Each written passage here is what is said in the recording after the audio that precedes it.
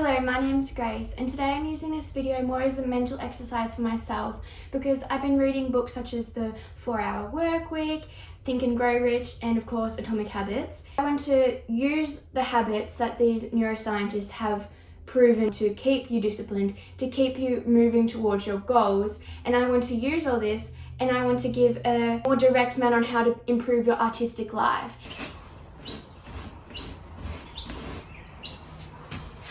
So we're going to be breaking it up into the basics: who, what, when, where, why, because it's easy to remember. Firstly, we have who. Who are you going to surround yourself with? Our friends are so valuable to how we feel. For example, I've got friends in marketing, and every time I speak with them, I come back home and I feel so inspired. I'm like, I need to update my Instagram. I need to write down this and put those to-do lists actually into action. People have so much knowledge and so much information that they're not necessarily sharing either. Like, you have to spark the conversations to pick inside their brain, feel inspired, feel motivated, feel encouraged. What friends are lifting you up and encouraging your art? For example, I also have another friend who's studying Japanese and she's immersed herself in the language.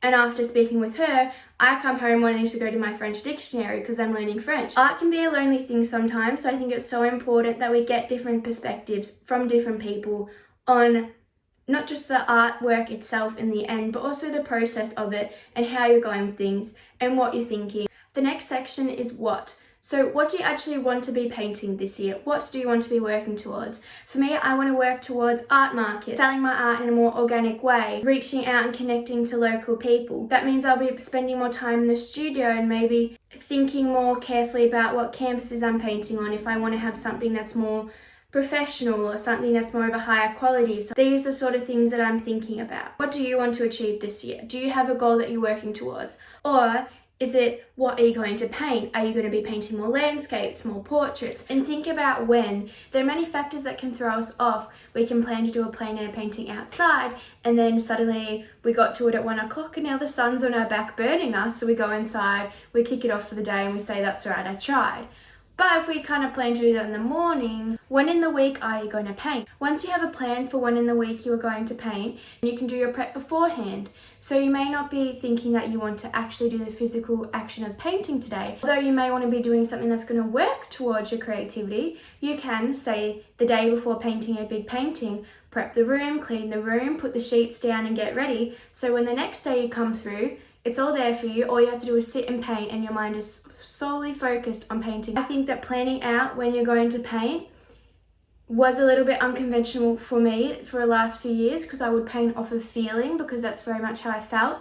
But now I want to make my painting more of a business. If I can walk in the room the next day and everything's ready for me to paint, I'm going to paint for 3 hours rather than clean the room for an hour and paint for 2 or paint for 1.5 because I'm so tired that I cleaned up and it was such a hassle to clean up because I've been keeping it messy. Ultimately, consider your lifestyle and your daily routine. Consider how you may be able to adjust it or fit in art somewhere that may just work better for you. If you work better at night time, if you think that that's when you feel most creative, do it then. Or if you feel like that's when you have the most ideas, be sure to write them down and act on the ideas the next day. Planning when you are going to paint and sticking to it will help you keep consistent and keep you inspired to keep going because painting will be easier for you. If you don't have to clean up, if you don't have to wash your brushes every single time you come back to paint because last time you left them there, you're going to paint more. Whereas if you were to leave your brushes every time you finish a painting because you just can't be bothered, then you come the next day and you have to wash all your brushes to paint. So painting now becomes tricky and it kind of feels like a hassle because you have to clean before you do it. Think strategically about what you're doing because every choice and every decision kind of impacts the next one even if you don't really realize. And next comes where. Where do you feel the most comfortable? Where do you feel like you make the best work?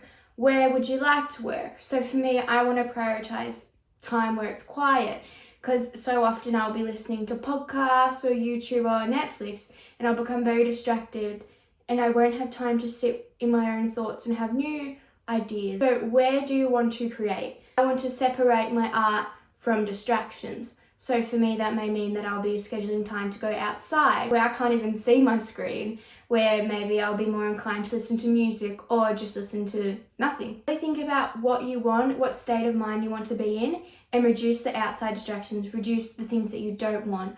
or implement more things into your practice that you believe will benefit you. Finally, why. Knowing why you want to be creative, why you want to make art, will give you the grit to actually make it. Why do you want to be more creative this year? Why do you want to make more art? Is it because when you make your art, do you feel calm? Is it meditative for you? Or is it your business and you have business goals? Say you're in the studio one day and you're painting and you're like, oh, I don't really feel like it. And then you remember why you're doing it. You're doing it because you want to feel relaxed. You want to connect with yourself. You want to express something through your painting or your art. So thinking about it that way makes you keep continuing to do the artwork rather than looking at it thinking, oh, this is terrible, this is not what I want to paint, and then thinking, oh, I just won't do it. Because it's the process that's actually the important part. If you don't like the finished work, then that's fine. Do another one. Don't repeat what you didn't like in that bit, you understand? Knowing why you're doing something will make you do it more. It's what they say about exercise, like knowing that it makes you feel more energized, knowing that it makes you feel more confident in yourself, makes you keep doing it. Use that mentality and put that into your artwork. That whole mentality is going to help you so much more. Whereas if you only paint once a month or once whenever, you might potentially not be happy with what you did, so then you put the brushes down and you don't go back to it. But the more that you paint, the more you have the opportunity to like impress yourself and find something new, or find maybe you don't like flat brushes and maybe you like the round brushes, or maybe you need a coarser brush, or maybe you don't want to do oil painting anymore and you want to use acrylic paints. So finding out why you want to do it is going to open up doors to actually do it in the first place. It's so much more than the painting. This is why you don't even need to finish things, you can just keep going. Overall, I think knowing why you're doing something in all aspects of life will encourage you to do it more. Knowing why you're doing something with your purpose, and when you have your purpose, you have fulfillment. That is everything from me today. Thank you so much for listening. I hope you found this video of value. I have a website, gracerubycreative.com, if you wanted to see more about the artwork, or I'm more active at large on Instagram under Grace Ruby Creative. Thank you so much for watching today, and I hope to see you again soon.